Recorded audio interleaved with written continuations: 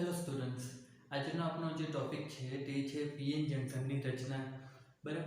હવે પીએન જંકશનની રચના વિશે આપણે સમજીએ તો તમે નામ પરથી જોઈ શકો કે પી અને એન. તો એ જે આપણે પાછલા વિડીયોમાં P type semiconductor N type semiconductor વિશે જે ભણ્યા હતા, તો પીએન જંકશનમાં શું થવાનું છે કે તે બંને પી અને એન ટાઈપના સેમિકન્ડક્ટર સાથે જ આવવાના છે. બરાબર. તો પીએન જંકશન પણ એવું નથી થવાનું. બરાબર. પહેલો કોન્સેપ્ટ તમારો એ બધાથી પહેલાં એ ક્લિયર કરી દો કે પી અને એન. બરાબર. તો એમાં તમે જે વિચારતા હો કે આ કોઈ પી ટાઈપનું અને આ કોઈ એન ટાઈપનું લઈ લીધું અને બંનેને આ રીતે જોડી દીધા અને પીએન જંકશન બની ગયું, તો તેવું નથી થવાનું, એટલું સમજી લો. બરાબર. એવું કેમ નથી થવાનું, તો તે વસ્તુ આપણે સમજીએ પહેલાં. તો શું થશે કે આ રીતે આપણા પાસે કોઈ એક પી ટાઈપનું હશે, બરાબર, અને કોઈ એક એન ટાઈપનું સેમિકન્ડક્ટર હશે, અને જો આપણે બંનેને જોડવા જઈએ તો પણ શું થશે કે જે આણ્વિક સ્તરે તેમની વચ્ચે શું થશે કે કંઈક ને કંઈક ગેપ રહી જશે, અને તે ગેપ શું થશે કે જે વીજભર વાહક હશે તેના માટે શું થશે, અસતત વિસ્તાર તરીકે કાર્ય કરવાનું છે. અસતત વિસ્તાર તરીકે એટલે એવું કે તમે જુઓ તો શું થશે કે આ રીતે એક પુલ હોય છે, બરાબર. તો અહીંયા શું થાય છે કે પૂરા ભાગમાં શું થશે, તો તમે જોઈ શકો કે આ પૂરા ભાગમાં શું થશે કે કંઈક ને કંઈક વસ્તુ હશે કે કોઈ ગેપ નહીં હશે, બરાબર. પણ તમે બીજો પુલ આ રીતે પણ જોયો હશે, કેવો, તો એડવેન્ચરમાં તમે કઈ જગ્યાએ ગયા હશો, બરાબર. તો ત્યાં શું થાય, લાકડાના પુલ હોય, દોરડાવાળા પુલ હોય, તો તેમાં તમે જોયું હશે તો શું થાય છે કે એક પગલું અહીંયા હોય છે, બીજો અહીંયા મૂકવાનું, વચ્ચેના ભાગે ગેપ રહી જતો હોય છે, બરાબર.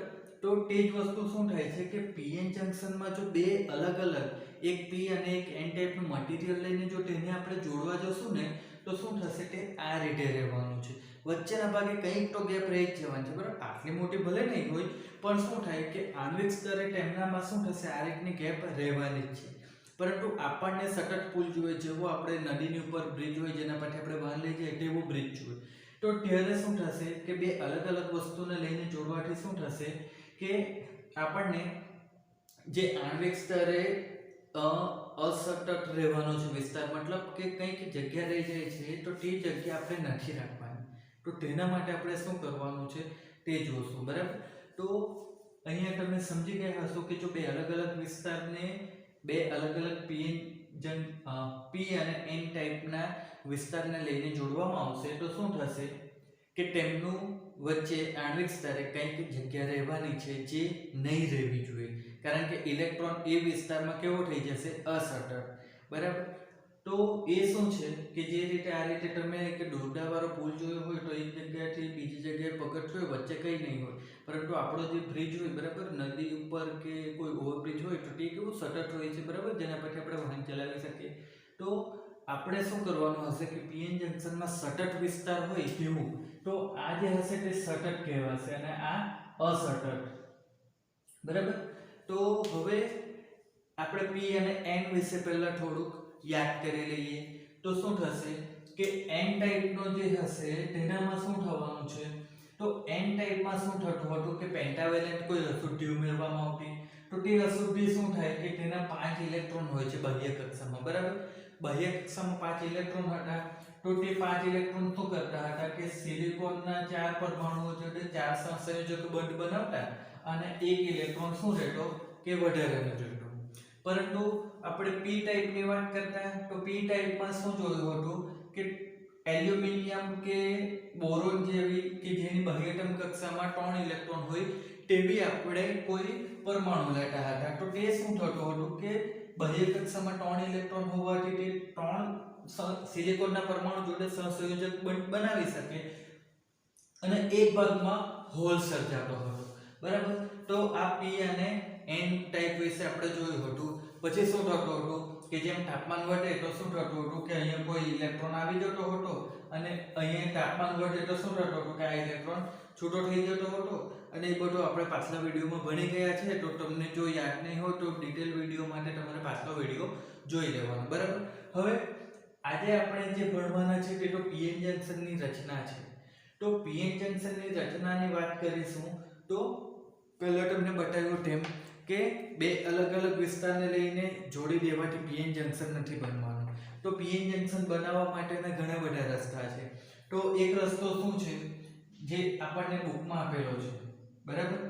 આ શું છે કે સિલિકોનનું મટીરીયલ છે, સિલિકોનનું દ્રવ્ય, અને કેવું છે પી ટાઈપ સેમિકન્ડક્ટર છે. પી ટાઈપ સેમિકન્ડક્ટર એટલે કેવું? તો આ રીતનું, જેમાં શું હશે તો અહીંયા તમને ખબર હશે કે પી ટાઈપમાં હોલ વધારે હોય અને એન ટાઈપમાં ઇલેક્ટ્રોન વધારે રહેતા હતા. તો હવે શું છે કે અહીંયા પી ટાઈપનું આપણા પાસે એક સિલિકોનનું શું છે દ્રવ્ય છે. તો આ જે દ્રવ્ય છે એમાં શું કરવામાં આવે છે કે એન ટાઈપ, આ જે દ્રવ્ય છે સિલિકોનનું, તો તેમાં એન ટાઈપની અશુદ્ધિ ઉમેરવામાં આવે છે. હવે એન ટાઈપની અશુદ્ધિ ઉમેરવામાં આવે તો તેના લીધે શું થશે કે અમુક ભાગમાં, બરાબર, આખુંમાં નહીં, અમુક ભાગમાં શું કરવામાં આવે કે એન ટાઈપની અશુદ્ધિ ઉમેરવામાં આવે. તો માની લો કે આપણે આટલા ભાગમાં એન ટાઈપની અશુદ્ધિ ઉમેરતા છે, બરાબર? તો હવે તમને ડાઉટ થતો હશે કે પી ટાઈપ જ કેમ લીધો? તો તમે અહીંયા એન ટાઈપ લઈ લો તો તમારે પી ટાઈપની અશુદ્ધિ ઉમેરવાની આવે. તો એ રીતે ઘણા રસ્તા છે, બરાબર મિત્રો, કે જેનાથી આપણે પી અને એન ટાઈપ બંને બનાવી શકીએ. તો હવે તમે એક વસ્તુ સમજો કે આ તો આપણા પાસે પી ટાઈપ સિલિકોનનું એક લેયર જ હતું, અથવા તમે એને વેફર બોલી શકો. તો શું થશે કે આ તો પૂરેપૂરું સતત દ્રવ્ય હતું ને, સતત હતું, બે અલગ અલગ ભાગોને આપણે નથી જોડ્યા અહીંયા, બરાબર? તો શું થશે કે હવે આપણે અહીંયા તમે જોશો તો શું થશે કે કોઈ અસતત વિસ્તાર નથી બનવાનો, બરાબર? જે રીતે અહીંયા તમે જોયું હતું તે રીતે અસતત વિસ્તાર નહીં બનશે. પરંતુ શું થવાનું છે કે આપણે એક ડોટેડ લાઈન કરી છે, તો તે ભાગમાં શું થશે કે એક તરફ એન ટાઈપનું સેમિકન્ડક્ટર બની જવાનું છે અને આ તરફ તો પી ટાઈપનું સેમિકન્ડક્ટર જ છે. તો હવે શું થશે? તો તમે જો એન ટાઈપ અને પી ટાઈપ માટે આપણે શું જોયું હતું તે વસ્તુ આપણે યાદ કરીએ. તો એન ટાઈપમાં શું હોય છે? ઇલેક્ટ્રોન હોય છે, બરાબર? તો આ તરફના ભાગમાં શું હશે? ઇલેક્ટ્રોન હશે, બરાબર? અને આ તરફના ભાગમાં શું હશે? હોલ. તો અહીંયા હું લખી દઉં છું, જે ડેશ કરે છે તેને ઇલેક્ટ્રોન વાંચવાનું, જે ગોળ કરે છે તેને હોલ. તો આ રીતે શું થવાનું છે? તો એક તરફ એન અને બીજી તરફ પી ટાઈપનું જે વિસ્તાર આવવાનો છે, બરાબર? તો એ બંને માટે શું થયું કે આ એક જંકશન બની ગયું છે, બરાબર? તો હવે તમે જે સમજ્યા કે અસતત વિસ્તાર કેવી રીતે આવતો, કે બે અલગ અલગ આપણે દ્રવ્ય લઈએ અને જો તેમને જોડવા જઈએ તો શું થાય કે આણ્વિક સ્તરે તો કંઈક તેમની વચ્ચે ગેપ રહેવાની જ છે, પરંતુ અહીંયા તમે જોશો તો આણ્વિક સ્તરે કોઈ જાતની ગેપ રહેવાની નથી. એ ગેપ ક્યારે રહે કે ધારો કે આપણે પી ટાઈપનું લીધું અને બીજું એન ટાઈપનું આ રીતે એની સાથે જોડવા જતે તો રહે, બરાબર? પણ અહીંયા આપણે એવું કશું કર્યું નથી. એક આપણે દ્રવ્ય લઈ લીધું તો તે કેવું છે? સતત જ છે, બરાબર? ઇન શોર્ટ તમે સમજી શકો કે આપણે કોઈ પણ વસ્તુને ગમે તેનાથી પણ આપણે કોઈ બે વસ્તુને ચિપકાવવા જઈએ તો શું થાય છે કે ત્યાં કોઈ જાતની તો આપણને એક બોર્ડર દેખાતી જ છે, બરાબર? પણ કોઈ વસ્તુ જ્યારે બનાવેલું જ હોય ત્યારે તેનીમાં વચ્ચે આપણે જોઈએ તો શું થશે કે ત્યાં આપણને કોઈ જાતની બોર્ડર દેખાતી નથી. તો અહીંયા પણ એવું જ છે કે આ શરૂઆતમાં જે બનાવ્યું હતું એની અંદર જ આપણે કંઈક કર્યું છે, એટલે કોઈ જાતની આપણને અલગથી આણ્વિક સ્તરે પણ ગેપ રહી ગઈ હોય તેવું નહીં મળે. હવે આ રીતે શું થશે કે પીએન જંકશન બનાવવામાં આવે છે. હવે જે ઇલેક્ટ્રોનિક ઉપકરણો જે થતા હોય છે તેમાં પીએન ડાયોડ, ટ્રાયોડ, ટ્રાન્ઝિસ્ટર એ રીતે બધી ઘણી રચના બનતી હોય છે. તો એ બધી રચનામાં શું થવાનું છે કે મુખ્યત્વે પીએન જંકશન ડાયોડ જ આવવાનું હોય છે. તો એ પીએન જંકશન ડાયોડ કેવી રીતે બને, તો તેના માટે પીએન જંકશનની રચના કેવી રીતે થાય તે તમારે ખાસ સમજવાની હોય છે. તો પીએન જંકશનની રચના તમે આ રીતે જોયું કે શું થાય છે કે સિલિકોનની પી ટાઈપની વેફર લઈ લે તો તેની અંદર એન ટાઈપનું તમે લો તો પી ટાઈપની અશુદ્ધિ ઉમેરવાની રહી છે. હવે આપણે એક વસ્તુ ભણી ગયા હતા કે એન ટાઈપનું જે સેમિકન્ડક્ટર હોય છે તેમાં શું થાય છે કે જે ઇલેક્ટ્રોનની સંખ્યા હોય છે એ કેવી હોય છે તો ખૂબ વધુ હોય છે. જ્યારે પી ટાઈપની આપણે વાત કરેલી તો તેમાં શું થશે કે જે હોલ હોય છે એની સંખ્યા શું થતી હતી કે ખૂબ વધુ રહેતી હતી. તો હવે અહીંયા તમે જુઓ તો એક તરફ પી ટાઈપ અને એક તરફ એન ટાઈપ આવી ગયું છે. તો અહીંયા પણ શું થવાનું છે કે આ ભાગમાં શું થવાનું છે, હોલ વધારે રહેવાના છે અને આ ભાગમાં ઇલેક્ટ્રોન વધારે રહેવાના છે. તો તો પરિણામે શું થશે કે આ તરફથી ઇલેક્ટ્રોન આ તરફ આવવાના છે, બરાબર. તમે એક વસ્તુ ભણી ગયા છો, યાદ હશે કે જ્યાં પણ હોલ રચાય તે શું હોય છે કે ધન વિસ્તાર તરીકે કાર્ય કરતું હોય છે. તો શું થાય કે પરિણામે કોઈ પણ એક બંધમાંનો ઇલેક્ટ્રોન તૂટીને શું થતું હોય કે એ હોલમાં જતો હોય છે, અથવા બહાર ફરતો કોઈ ઇલેક્ટ્રોન મુક્ત ઇલેક્ટ્રોન પણ તે હોલમાં જઈને બંધ બનાવતો હોય છે. તો અહીંયા પણ શું થવાનું છે કે આ તરફ હોલ છે અને આ તરફ ઇલેક્ટ્રોન છે. તો પરિણામે શું થશે કે આ તરફથી ઇલેક્ટ્રોન શું થશે, આ તરફ આવવાના છે. હવે ઇલેક્ટ્રોન આ તરફ આવે તો આ ભાગમાં શું થવાનું છે, હોલ બનવાના, બરાબર. તો અહીંયા શું થશે કે ઇલેક્ટ્રોન જે છે ને તે ફક્ત આ તરફ ગતિ કરીને આવવાના છે, બરાબર. પણ શું થશે કે ઇલેક્ટ્રોન આ તરફ ગતિ કરીને આવે એટલે આ જે હોલ હતો તે હોલ હવે શું થઈ જશે, તે હોલ તો હવે નહીં રહેવાનો, કારણ કે ત્યાં હોલ હોય ત્યાં ઇલેક્ટ્રોન આવી જાય તો તે તો શું થઈ જશે, હોલ નષ્ટ થઈ જાય. એટલે હવે શું થશે તો ઇલેક્ટ્રોન આ તરફથી p ભાગમાં n તરફથી p ભાગમાં આવી ગયા તો શું થશે કે ઇલેક્ટ્રોન આ તરફ આવ્યા અને આ તરફ શું થયું તો હોલ બની જવાના, કારણ કે ઇલેક્ટ્રોન નીકળી જાય તો તે ભાગમાં હોલ બનતો હોય છે, અથવા ઇલેક્ટ્રોન આવ્યો જ નહીં હોતો તો પણ ત્યાં હોલ બનતો હોય છે, જે આપણે p ટાઈપમાં જોયું હતું. તો હવે શું થશે કે તમે જોઈ શકો તો અહીંયા તમે જુઓ તો શું થશે કે એલ્યુમિનિયમનો જે પરમાણુ હતો તે પોતાની સાથે હોલ ધરાવતો હતો, તો p ટાઈપમાં તેના લીધે હોલ વધારે હતા. હવે આ જે પરમાણુ હતો તે શરૂઆતમાં કેવો હતો, તટસ્થ. તટસ્થ મતલબ કે પૂરેપૂરું દ્રવ્ય તટસ્થ હતું. એલ્યુમિનિયમ છે એને સંયોજકતા 3 જ છે, તો 3 ઇલેક્ટ્રોન હતા એટલે કેવો હતો, તટસ્થ જ હતો. પરંતુ n ટાઈપમાં અહીંયા શું થાય છે કે એક ઇલેક્ટ્રોન આવી જાય છે, તો તેના લીધે શું થાય છે કે આ એલ્યુમિનિયમ હવે કેવો બની જશે, તો ઋણભારિત બની જવાનું છે.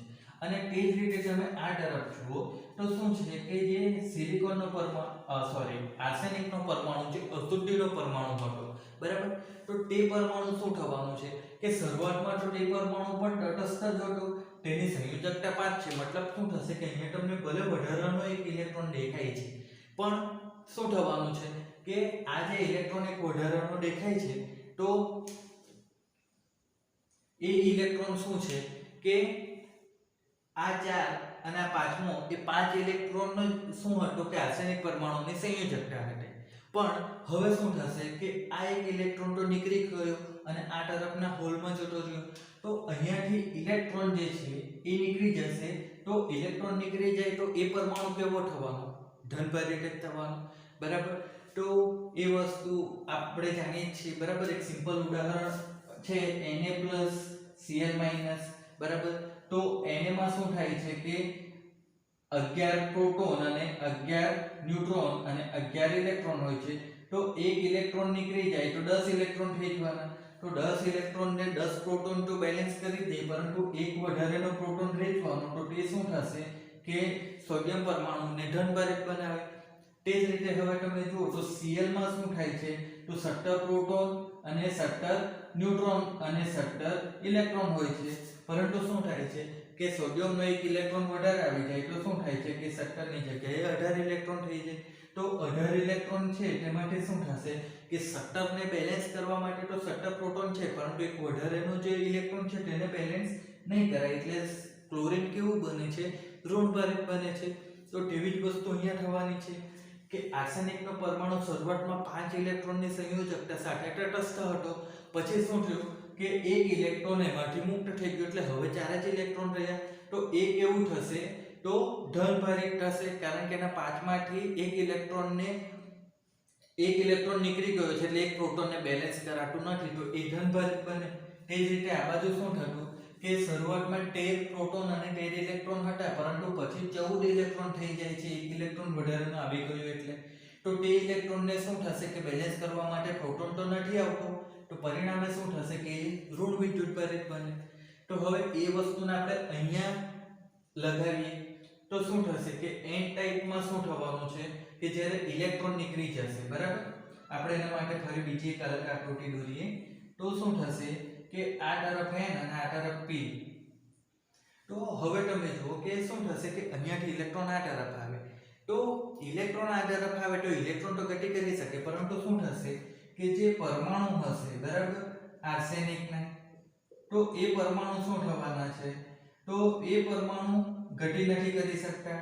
તે જ રીતે તમે જુઓ તો આ તરફ શું થશે કે એલ્યુમિનિયમના પરમાણુ હશે, તો એલ્યુમિનિયમના પરમાણુ પણ શું થશે, ગતિ કરી શકે? બિલકુલ નહીં કરી શકે, કારણ કે એ તો શું થશે કે બધા સિલિકોન પરમાણુ જોડે બંધિત થશે.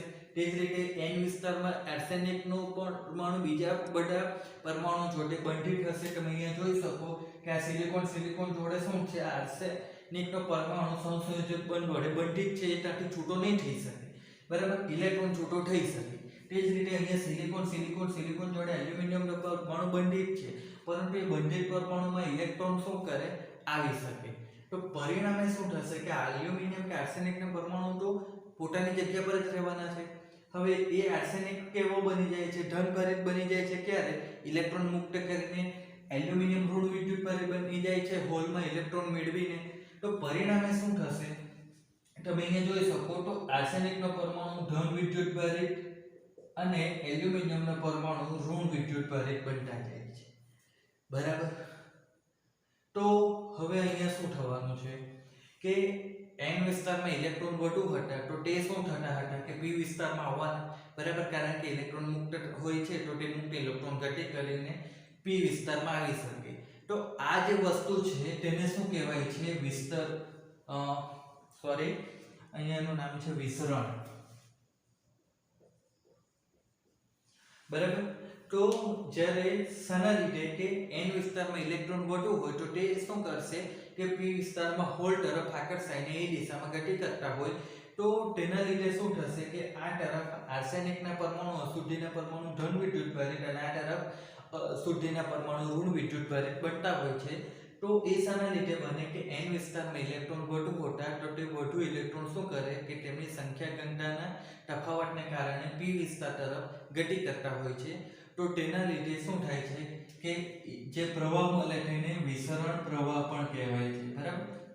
તો અહીંયા શું થાય છે કે ઇલેક્ટ્રોન n વિસ્તારથી p વિસ્તાર તરફ ગતિ કરે અને પરિણામે આર્સેનિકનો પરમાણુ ધન વિદ્યુતભાર એટલે કે n વિસ્તારમાં ધન વિદ્યુતભારિત સ્પેસ બને છે અને p વિસ્તારમાં ઋણ વિદ્યુતભારિત સ્પેસ બનવાની છે.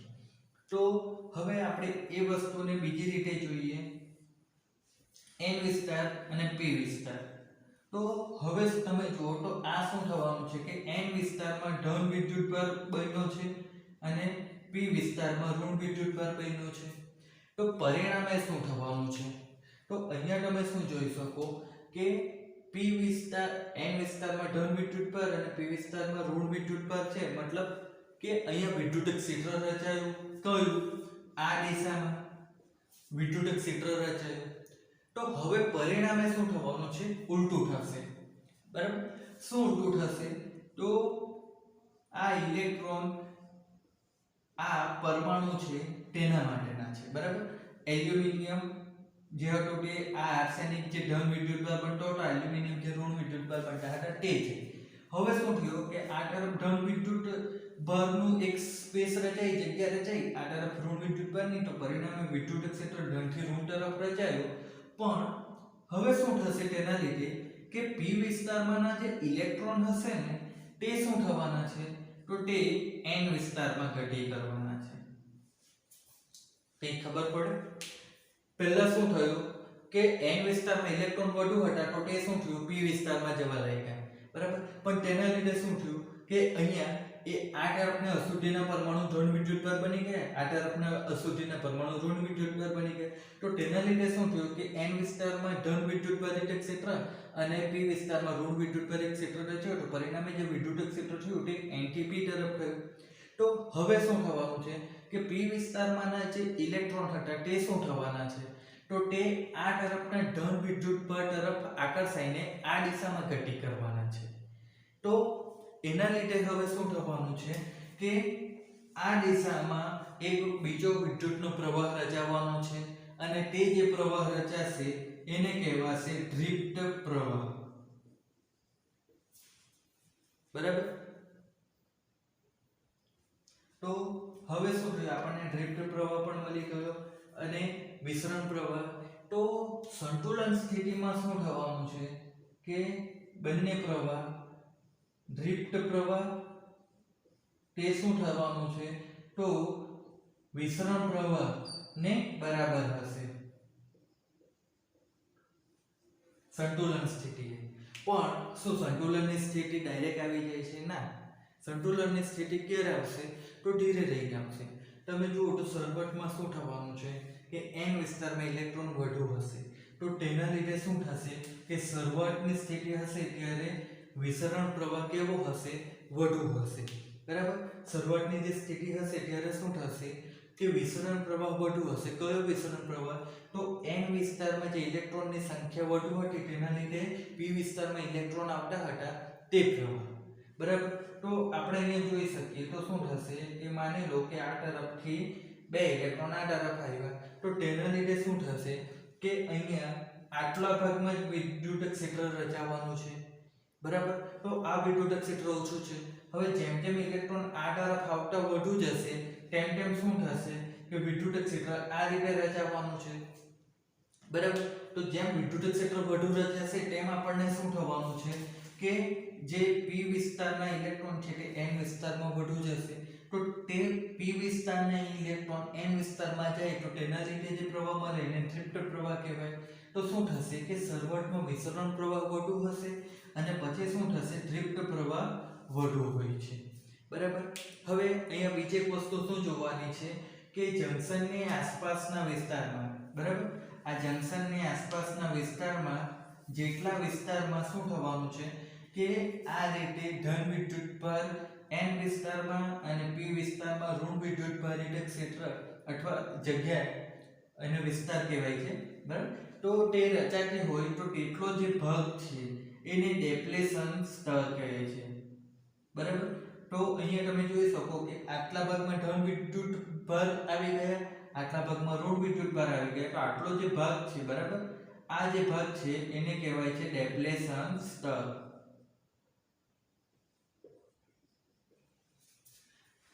હવે આ જે ડેપ્લેશન સ્તર છે એની જેટલી જાડાઈ વધુ તેટલું શું થશે તો ઇલેક્ટ્રોનને p વિસ્તારમાંથી n વિસ્તારમાં આવવા માટે વધુ ઊર્જાની જરૂર પડવાની છે. બરાબર, હવે થવાનું શું છે કે વિસરણ પ્રવાહ શરૂઆતમાં વધુ હોય છે, પરંતુ પછી શું થશે કે વિદ્યુત ક્ષેત્ર જેમ જેમ વધુ થવાનું એટલે કે ડેપ્લેશન વિસ્તાર જેમ વધુ થશે તેમ શું થશે કે વિદ્યુત ક્ષેત્ર વધતું જવાનું છે. તો એ વિદ્યુત ક્ષેત્ર શું થશે કે p વિસ્તારના ઇલેક્ટ્રોનને n વિસ્તારમાં મોકલતું જશે અને પરિણામે શું થવાનું છે કે n વિસ્તારમાં ઇલેક્ટ્રોન આવવાના છે. તો હવે શું થશે કે અંદર આ જે p અને n જંકશન બની ગયું છે, તો હવે અંદર જ શું થવાનું છે કે આ વિદ્યુત ક્ષેત્ર જે છે એની વિરુદ્ધ દિશામાં જ એક બીજું વિદ્યુત ક્ષેત્ર રચાવાનું છે અને તે વિદ્યુત ક્ષેત્ર રચાશે તો તેના લીધે શું થશે કે એક વિદ્યુત સ્થિતિમાનનો તફાવત પેદા થતો હોય છે. બરાબર, વિદ્યુત ક્ષેત્ર રચે અથવા તમે વિદ્યુત સ્થિતિમાનનો તફાવત કહી દો અહીંયા, તો શું કરશે કે એક તરફ ઇલેક્ટ્રોનની સંખ્યા ઓછી અને એક તરફ ઇલેક્ટ્રોનની સંખ્યા વધુ થવાથી શું થશે કે વિદ્યુત સ્થિતિમાનનો તફાવત રચાશે અને તે તફાવત શું કરશે ડ્રિફ્ટ પ્રવાહ અને વિસરણ પ્રવાહને સરખા બનાવશે. તો એ શું કરશે ડ્રિફ્ટ પ્રવાહ અને વિસરણ પ્રવાહ બંને સરખા થઈ જાય તો તેના લીધે શું થશે કે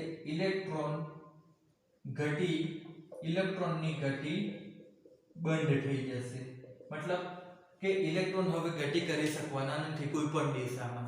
તો ત્યારે શું થશે કે આપણને કોઈ જાતનો પ્રવાહ મળવાનો નથી સંતુલન સ્થિતિએ.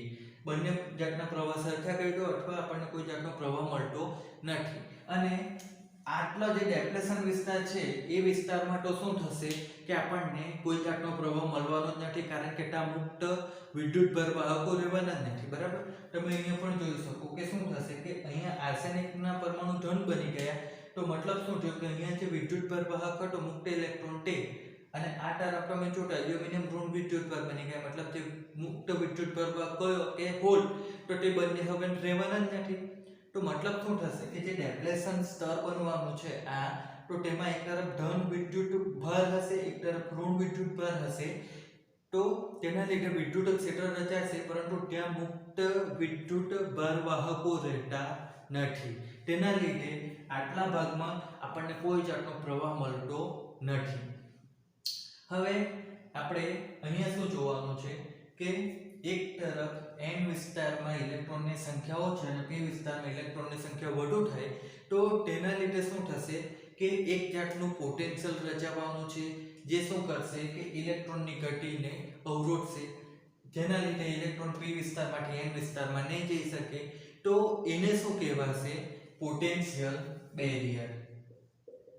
પોટેન્શિયલ બેરિયર એ શું કરશે તો ઇલેક્ટ્રોનની ગતિને અવરોધશે અને તેના લીધે શું થશે કે ઇલેક્ટ્રોન p માંથી n વિસ્તારમાં જઈ શકવાનો નથી. બીજી વસ્તુ કે હવે આ જે રચના બની ગઈ તો તેને pn જંકશન કહેવાય છે, બરાબર? આ રીતની રચના. તો આ જે રચના બની છે એ રચના પર શું કરવાનું છે તો આપણે સમજીએ. આ આપણું જંકશન છે. તો આ જંકશનને એક તરફ શું થવાનું છે? ધન વિદ્યુત ભારવાળા આયનો બનવાના છે. તો એ કયા હશે? આર્સેનિક. બીજી તરફ ઋણ વિદ્યુત ભારવાળા વાહક આયનો બનવાના છે, તો તે હશે એલ્યુમિનિયમ. તો આટલો જે ભાગ બનવાનો છે તેને કહેવાય છે ડેપ્લેશન સ્તર, બરાબર?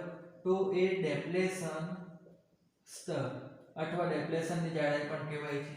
તો કોઈ આ તરફ p વિભાગ છે, આ તરફ n વિભાગ છે, તો ડેપ્લેશન સ્તરની જેટલી જાડાઈ હશે તો તે જાડાઈનું ઊર્જા ઇલેક્ટ્રોન મેળવે તો જ p માંથી n વિભાગમાં જઈ શકતું હોય છે. તો અહીંયા આપણે સમજવાનું શું છે કે આ જે રચના બની ગઈ એ રચના શું છે તો pn જંકશનની રચના થઈ ગઈ. હવે આ સિલિકોનનું જે પણ દ્રવ્ય હતું તો તેમાં શું કરવામાં આવે કે અહીંયા આ રીતે ધાતુની પ્લેટો લગાવવામાં આવે. ધાતુની પ્લેટ. તો એનો મતલબ શું થશે કે આ આપણને બે ટર્મિનલ મળી ગયા કે જ્યાં આપણે શું કરી શકીએ? વાયર જોડી શકીએ. તો આ જે રચના બનવાની છે એને શું કહેવાશે? સેમિકન્ડક્ટર ડાયોડ કહેવાશે, કે જ્યાં આપણે શું કરી શકીશું કે બે અલગ અલગ છેડા પર આપણે બે વાયર જોડી શકીએ. તો પણ એક વસ્તુ શું થવાનું કે એક તરફ તમે જુઓ તો p વિભાગ છે અને એક તરફ n વિભાગ છે, બરાબર?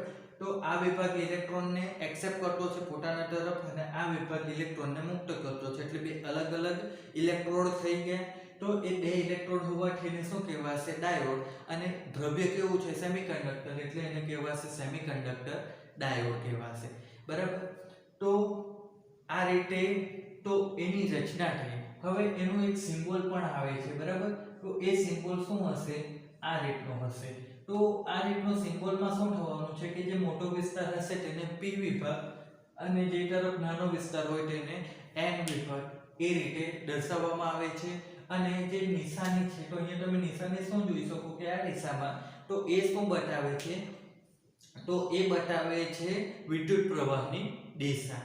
એટલે અહીંયા શું થશે કે વિદ્યુત પ્રવાહ આ તરફથી આ દિશામાં, મતલબ કે ડાબીથી જમણી, બરાબર? ડાબીથી જમણી આ દિશામાં શું થવાનું છે કે વિદ્યુત પ્રવાહ જઈ શકવાનો છે. જમણેથી ડાબી નહીં આવી શકે. એ જ શું છે તો pn જંકશન ડાયોડનો બહુ મોટામાં મોટો એડવાન્ટેજ કહી શકો અથવા એની ગુણવત્તા અથવા તમે એનું એક ગુણધર્મ કહી શકો, બરાબર? કે pn જંકશનને આપણે જે દિશા બતાવી છે તો તે જ દિશામાં વિદ્યુત પ્રવાહ જઈ શકે છે. હવે તમારે જો જમણીથી ડાબી કરવું હોય તો ત્યારે તમારે શું કરવા પડે? તો આ રીતે આ વિસ્તારમાં p અને આ વિસ્તારમાં n ટાઈપનું સેમિકન્ડક્ટર રહે તે રીતની રચના કરવા પડે, બરાબર? તો એ વિદ્યુત પ્રવાહની દિશા આપણને જમણીથી ડાબી તરફ મળી શકે, બરાબર? તો આજના વિડીયોમાં આપણે ભણી ગયા છે pn જંકશનની રચના અને તેના પરથી pn જંકશન ડાયોડ કેવી રીતે બને. તો જલ્દીથી એનું રિવિઝન કરી લઈએ. તો n ટાઈપના વિસ્તારમાં શું હોય છે તો આર્સેનિકનો પરમાણુ જેવી અશુદ્ધિ હોય જેના 5 ઇલેક્ટ્રોન હોય તો તેમાંથી 1 ઇલેક્ટ્રોન મુક્ત થઈ જાય તો પરિણામે એ ધન વિદ્યુતભાર બની જાય. તે જ રીતે p ટાઈપમાં શું હોય છે કે એલ્યુમિનિયમના અશુદ્ધિ હોય છે તો તે 3 સંયોજકતા ધરાવતો હોય છે તો શું થાય કે એક હોલ બનાવતો હોય છે. હવે જ્યારે એક p ટાઈપનું સેમિકન્ડક્ટર લેવામાં આવે તેમાં શું કરવામાં આવે કે પેન્ટાવેલેન્ટ અશુદ્ધિ ઉમેરવામાં આવે તો પરિણામે શું થશે કે તે તરફ N વિસ્તાર રચાવાનો છે, બીજી તરફ P વિસ્તાર હતો, તો આવી ઘણી બધી પ્રક્રિયાઓથી આપણે કરી શકીએ. પરિણામે શું થશે કે હવે અહીંયા તમે જુઓ તો N વિસ્તારમાં ઇલેક્ટ્રોન વધુ હોય છે, અહીંયા આપણે જોયું હતું P વિસ્તારમાં હોલ વધુ હોય છે. તો N વિસ્તારમાંથી ઇલેક્ટ્રોન શું થવાના છે કે P વિસ્તારમાં આવવાના છે. તો અહીંયાથી ઇલેક્ટ્રોન નીકળી ગયા એટલે અહીંયા હોલ બનાવવાનો છે. તો પરિણામે આપણે શું કહી શકીએ કે N વિસ્તારમાંથી ઇલેક્ટ્રોન P વિસ્તારમાં આવે છે અને P વિસ્તારમાંથી હોલ N વિસ્તારમાં જાય એવી રીતે આપણે જોઈ શકીએ. પરંતુ એક્ચ્યુઅલી ગતિ ફક્ત ઇલેક્ટ્રોનની થતી હોય છે. હવે બીજી વસ્તુ શું થાય કે અહીંયાથી ઇલેક્ટ્રોન નીકળી જાય તો એ વિસ્તાર કેવો બને? ધન આયનિક બને. અને અહીંયા ઇલેક્ટ્રોન આવે તો એ ઋણ આયન બનવાના છે, બરાબર. તો અહીંયા જે ઇલેક્ટ્રોનની ઘનતાના તફાવતના લીધે જે પ્રવાહ રચાયો તેને વિસ્તરણ પ્રવાહ કહેવાય છે.